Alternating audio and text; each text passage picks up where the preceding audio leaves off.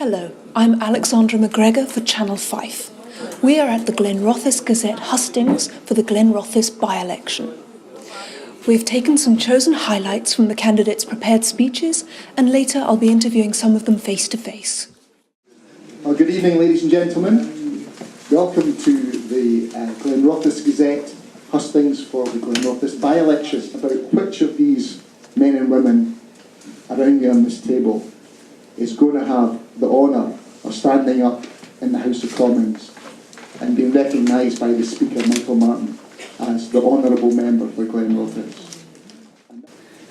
We want to put £300 back into your pockets with a 2p tax cut.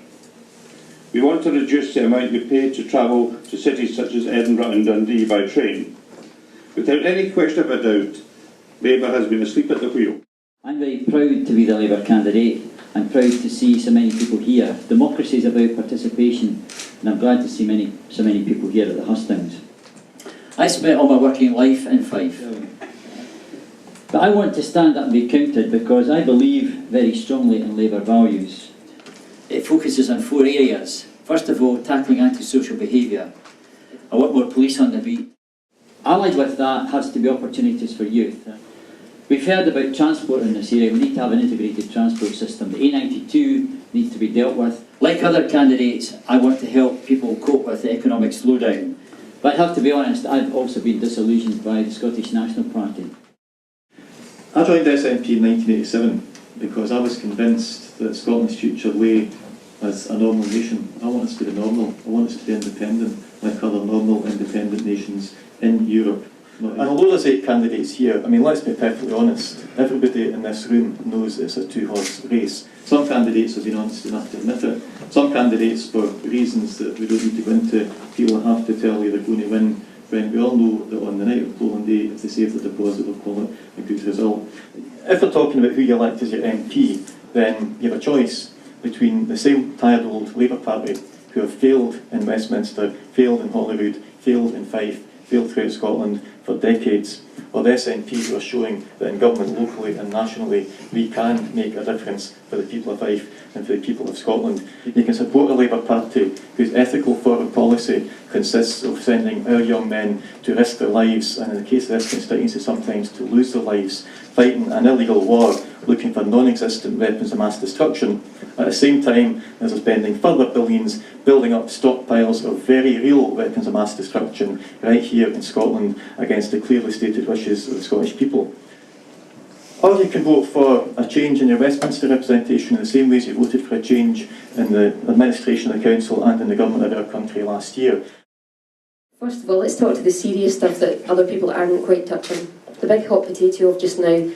Our economy is not working, and nobody's actually saying this. It does not work, and you're trusting a system which has no conscience, that's being operated by greedy, self-serving bankers.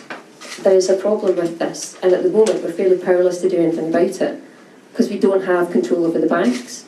If our utilities were owned by the public, just imagine how much better life would be. An awful lot better. So the Scottish Socialists believe that we should bring back into public ownership a whole pile of things. Fuel, public transport. We want the whole lot back in public ownership, and what we do would be quite radical. We'd offer free public transport to people in Scotland. Solidarity is the biggest socialist party in Scotland, and we are proud to be a party that supports Tommy Sheridan, fighting the home care charges levelled by the Liberal Democrats and the SNP. Pleased to meet you. As it has been intimated this evening, you are the gentleman that will not get voted in. How do you feel about that, and what do you have to say? Well, I think, the Conservative Party in this area hasn't had the highest percentage of the vote over a number of years, but David Cameron's going to be fighting for those votes in the constituency, and he's made it quite clear that we're out to win as many votes in non-traditional areas throughout Scotland and the northeast of England. Is there something that you would like to say you feel could really go to the heart of the people of Fife? I do. I'm passionate about investing in people, and I think people can trust me because I have never, in my knowledge, promised something that I can't deliver. What would you say to some people's accusations that the needs of the people of Fife have become lost and become really rallying slogans for the various different parties. Well, this by-election is for the benefit of the people of Glenrothes constituency. I'll never forget that, and if elected, I'll never forget that I'm there to serve the interests of the people of Glenrothes and the surrounding constituency.